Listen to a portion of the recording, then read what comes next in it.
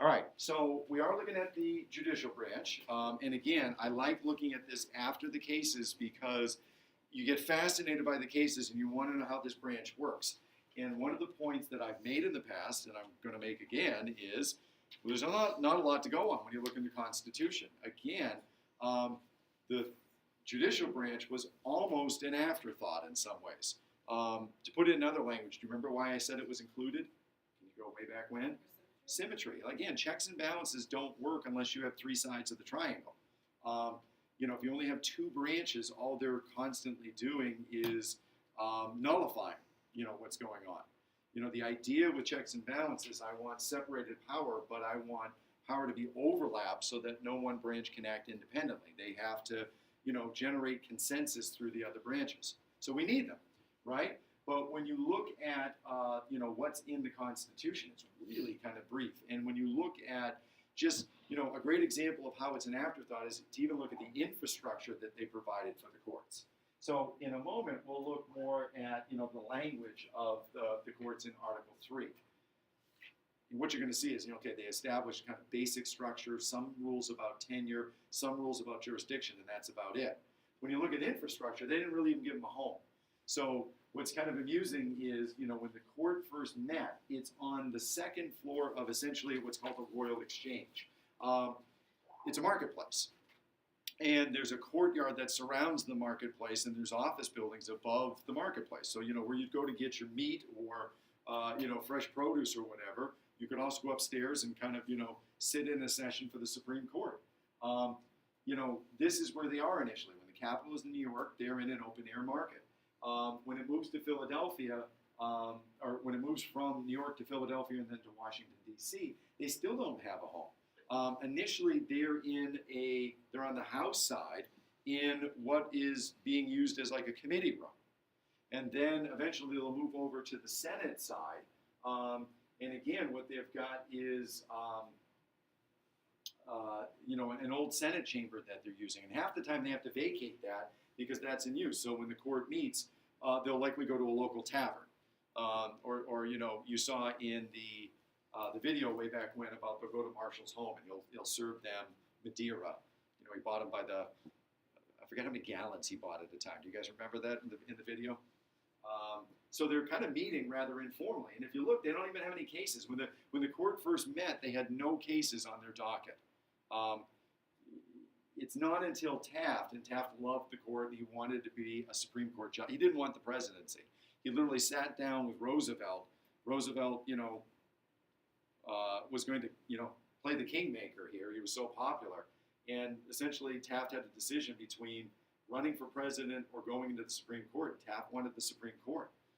His wife wanted presidency. So kind of reluctantly, because of his wife and because Roosevelt wanted him as his handpicked successor for president, he went into the presidency and did not like it necessarily and was happy to go into the court after having served president. And it was him that was the driving force between a permanent building. That didn't come about until 1932, all right? So we'll look at the language, but I think that little history of the infrastructure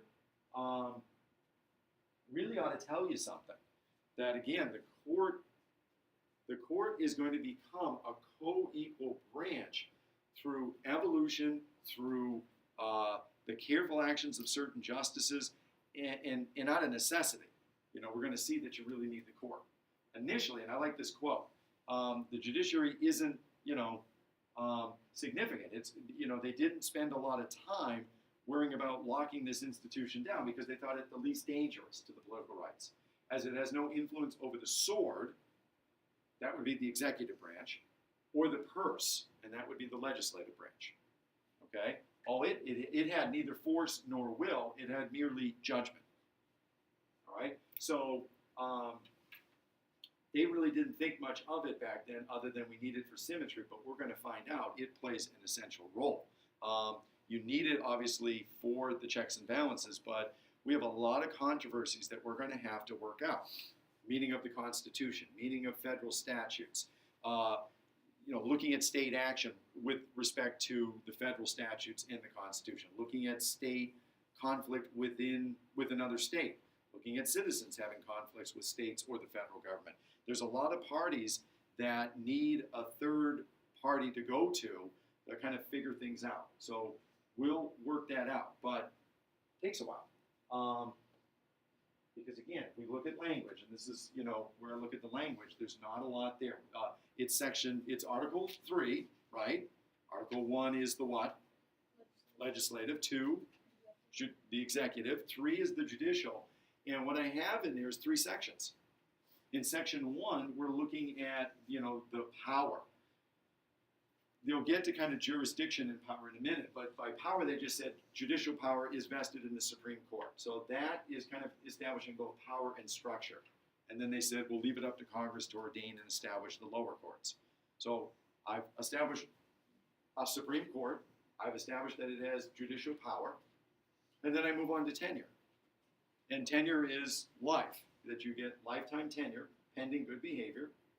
And I kind of do a little bit of a safeguard. They're big, back then, salary was used frequently as blackmail and as leverage.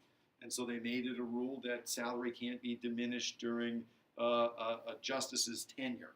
You can kind of drop it down or raise it up for the next person, but you can't use salary as a way to kind of influence rulings. All right? From there, they move on in Section 2 and they establish jurisdiction. So this would be an important term for you to be able to define in a multiple choice kind of situation. Jurisdiction simply, guesses actually? What do you think, jurisdiction? We're talking about a court's jurisdiction. It's their right to do what? You said that you're encroaching on my jurisdiction, or this is the court's jurisdiction. What do you think, Nick? Like, right to kind of make decisions in a certain area. Good, in a certain area. This is their turf. When you think about jurisdiction, think about their turf. This kind of case belongs to me. This kind of topic belongs to me. All right? So when we're talking about jurisdiction, it's their authority to hear specific kind of cases. And it could also mean like within a certain geographic confine. So when we look at the different levels of court, their jurisdiction is with regards to certain cases and with regards to geography, right? When I define up the court's jurisdiction, we simply define it up as to the power to hear all cases in law and equity. And they get a little more specific about original jurisdiction versus appellate. You guys remember the distinction there? Because this was what we looked at with Marbury versus Madison. It would be original jurisdiction versus appellate. Original kind of gives it away, right? Remember the Judiciary Act gave them original jurisdiction over cases that involved a writ of mandamus. A question of whether or not the government should have to do something. So where did that case go? They had original jurisdiction. Right away, right? So original jurisdiction is the right to hear a case first. What kind of court is the Supreme Court? What does it mean to be an appellate court? It's does it have to be an appeal? Yeah, they're an appeals court. They're going to look at a case after a lower court has looked at it to make sure that the lower court did its due diligence.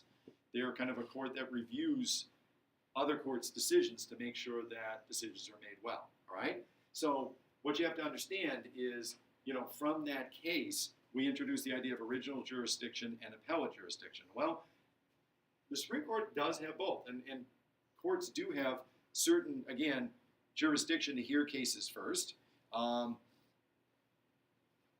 that includes the Supreme Court. So, for example, when you look at language, what cases should the Supreme Court hear first?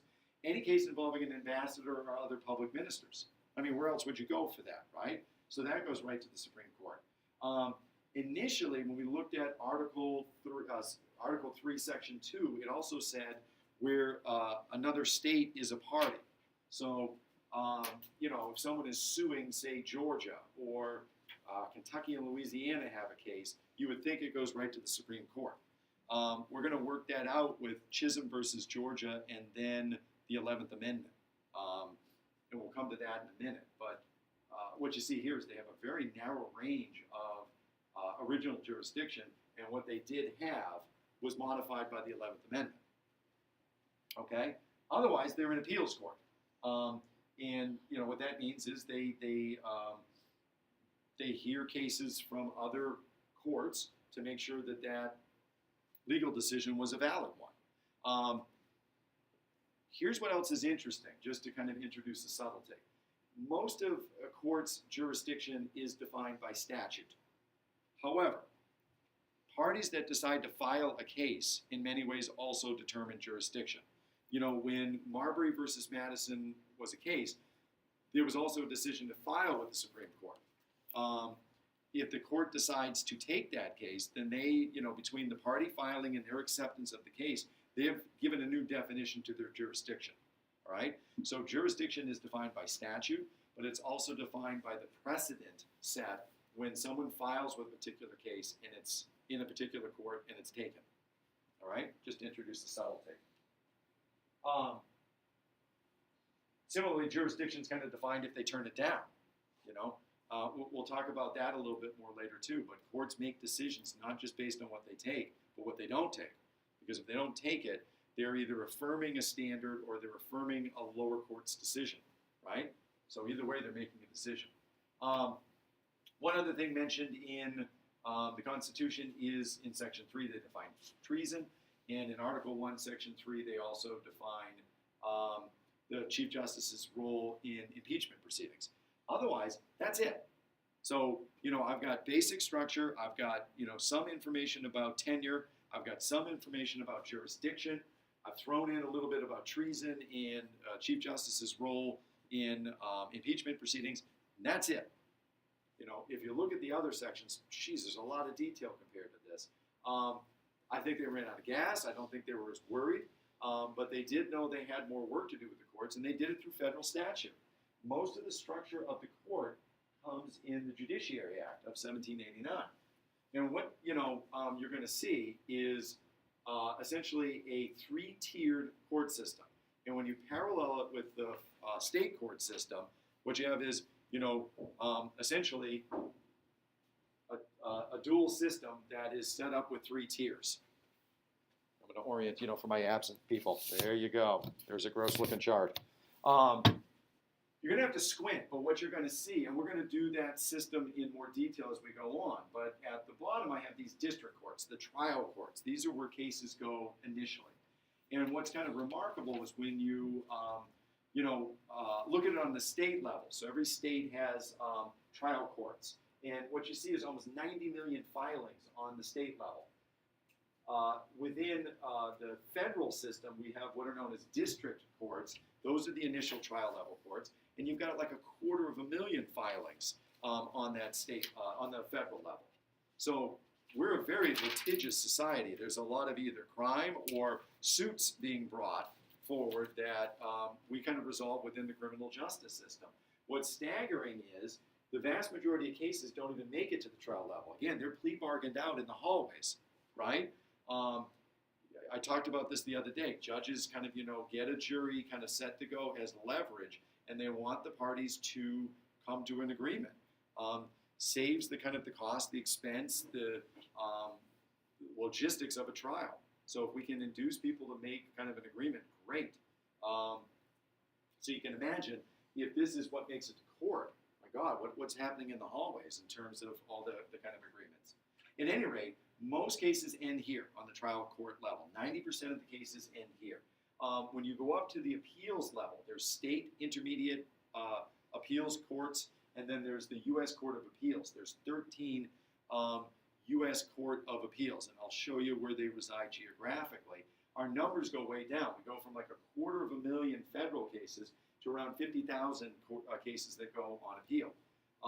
Similarly, on the state level, it's 90 million to like 250,000, or like more like 300,000.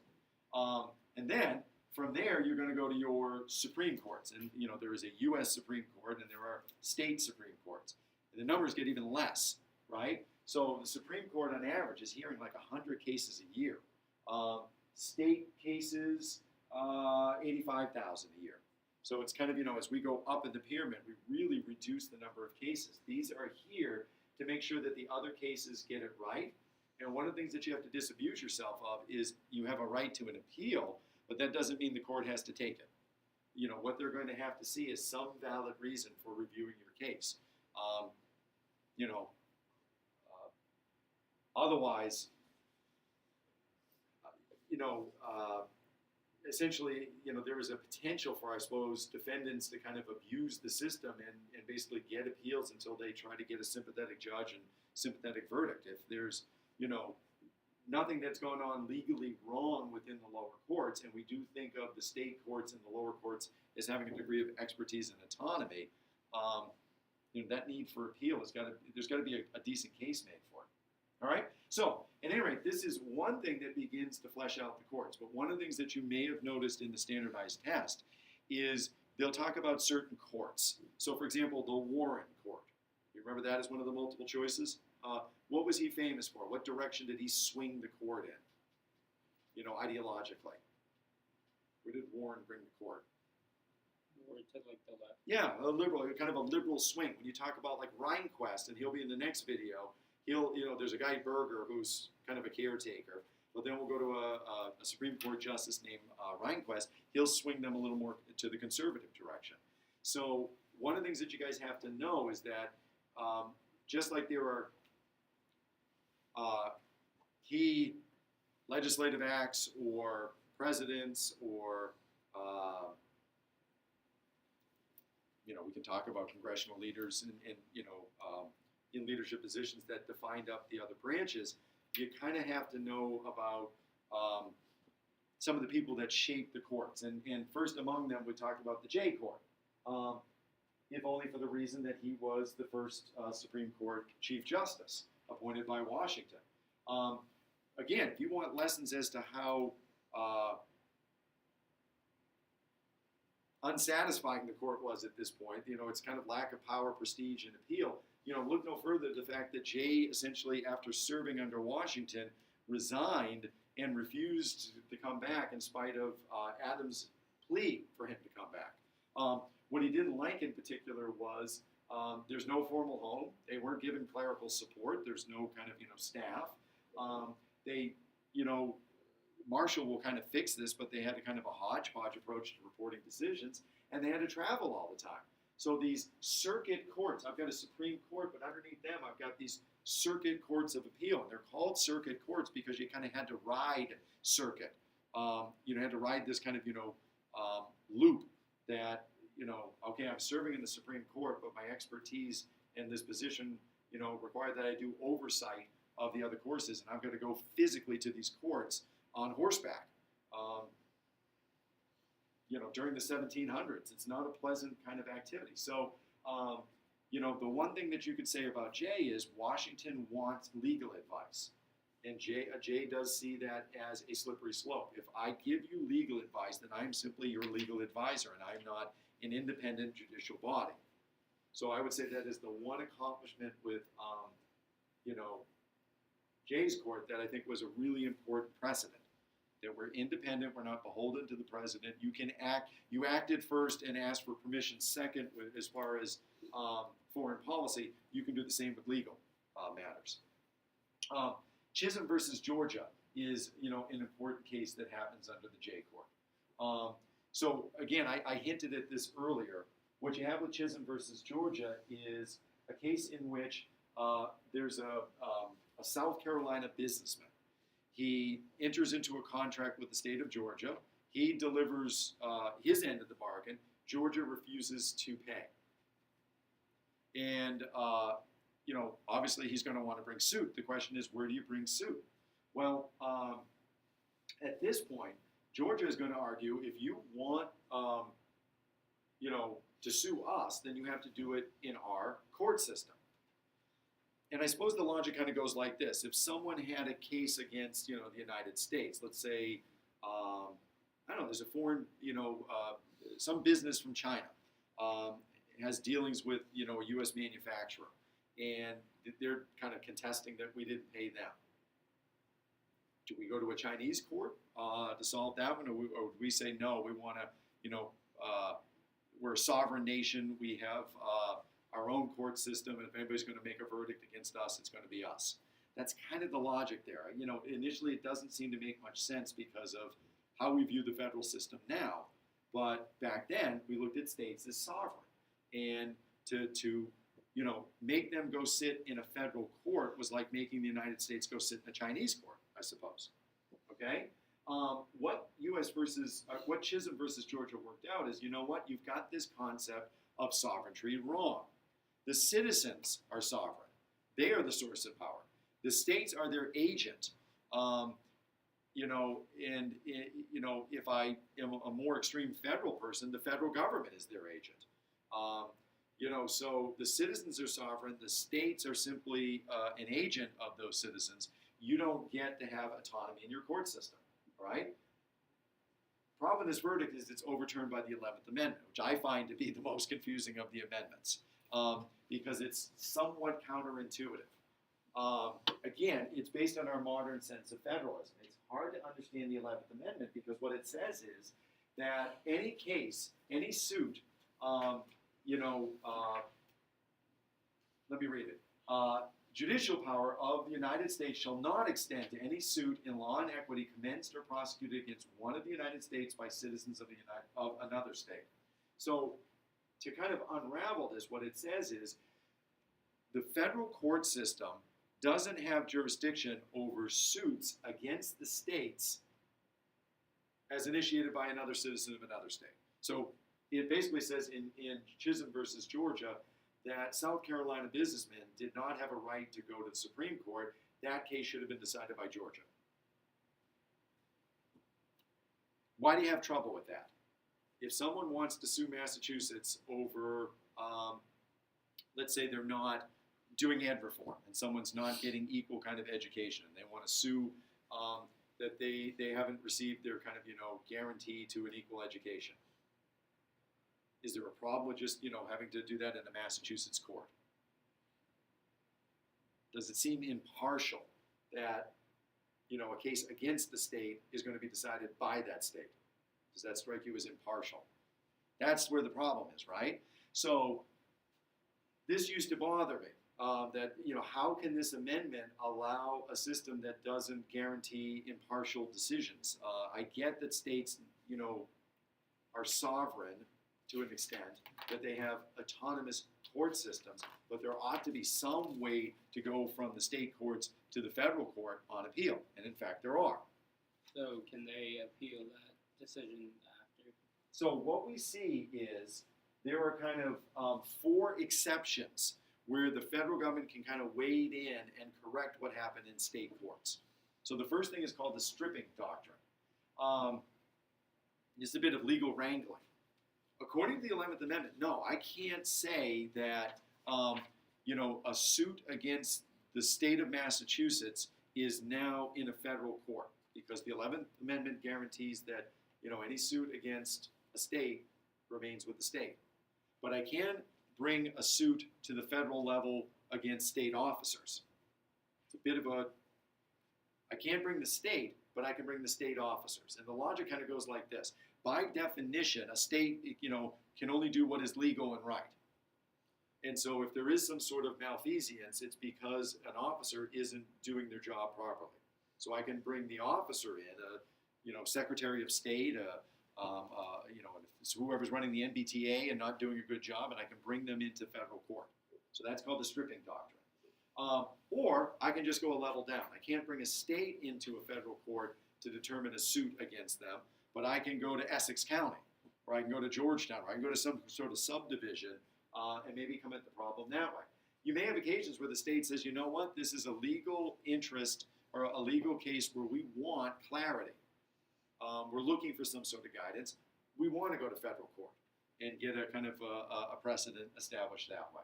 Or Congress can simply say, you know what, in this case, we're going to pass some legislation that essentially utilizes the powers given to them in the 14th Amendment, that no state shall infringe upon due process or privileges and immunities or equal protection. And this is a circumstance where the state is doing that, and we're going to give us jurisdiction over that case by using that clause. All right? Confusing. That's probably some of the more confusing things in this section. But I think the essence, what you got to work out is our system works well because we have this dual court system. We have kind of a state court system that is somewhat autonomous and a federal court system. And they have different areas of jurisdiction, and appropriately so. But we also have overlap.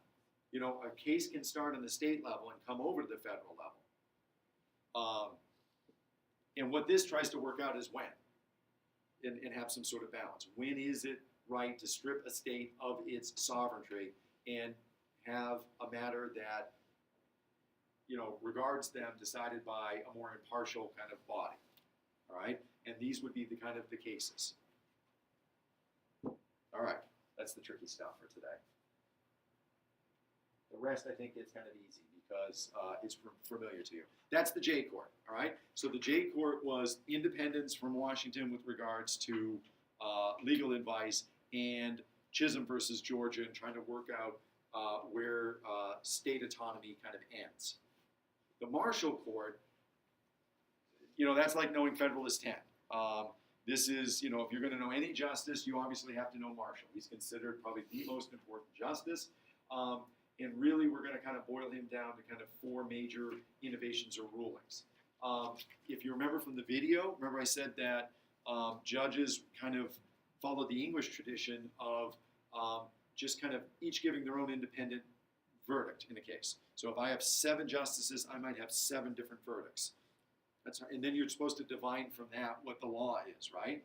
He, by having them over his house and kind of working the room, would have them deliver, what were essentially unanimous verdicts at this point. We'll get later in the lecture about how you can have a majority opinion and a dissenting opinion, and there's even ways that you have a majority opinion, but for different reasons. I agree with this decision, but for different reasons. So there's all kinds of language about decisions, but the general rule is, it's called seritum, where each justice kind of delivered independent opinions, and with Marshall, they delivered decisions as one. Again, there'll be some formality about, what is unanimous versus majority, but we'll worry about that later. Other major kind of, cases, obviously, Marbury versus Madison and McCulloch versus Maryland. If I haven't got that into your DNA at this point, there's no hope for you, right? You know those cases backwards and forwards, and you love them. You love these cases, right? The thing that I want to sophisticated about Marbury versus Madison is not only, again, do they claim the power of judicial review by taking a power away from themselves, remember? They said that we do not have the power of original jurisdiction over cases that involve a writ of mandamus, and in doing so, we're claiming this higher power of judicial review. Remember, Marshall was really smart. He kind of sat on that power, and he didn't exercise it against the federal government. In this case, he didn't exercise it against the legislative or executive branch. They only exercised it against themselves. And when they did use it, they used it against the states.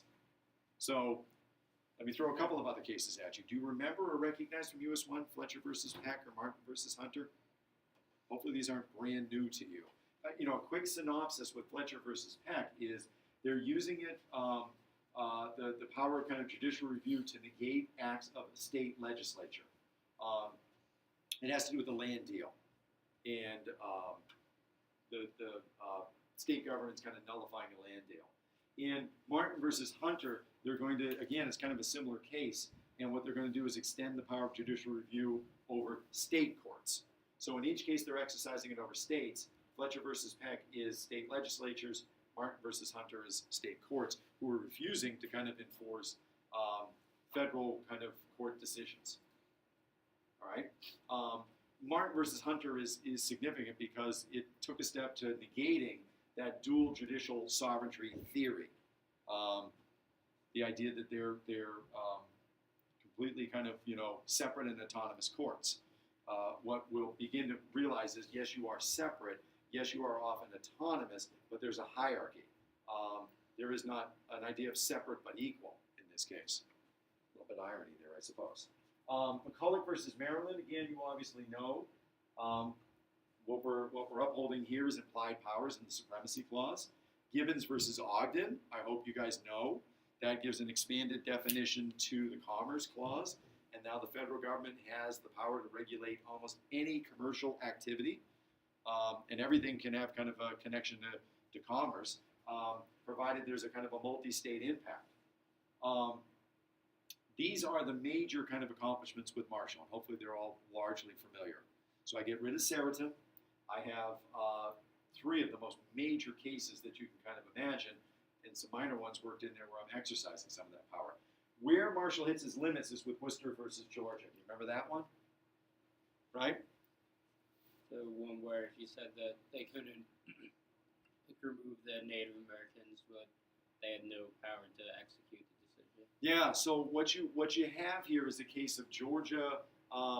Deliberately, there's some interesting complexity to the case where there is I want to say he's Unitarian. There's a minister or person that is working to be kind of a legal advocate for the Cherokee.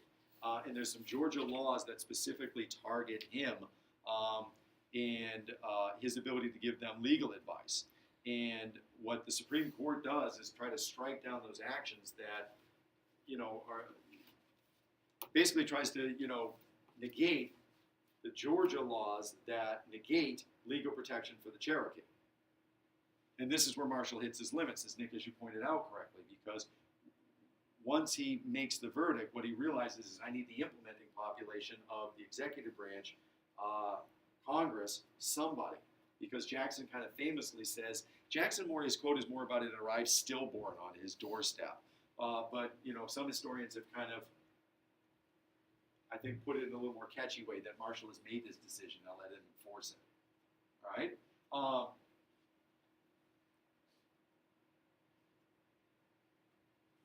Courts will carve out kind of who the court is and what their powers are.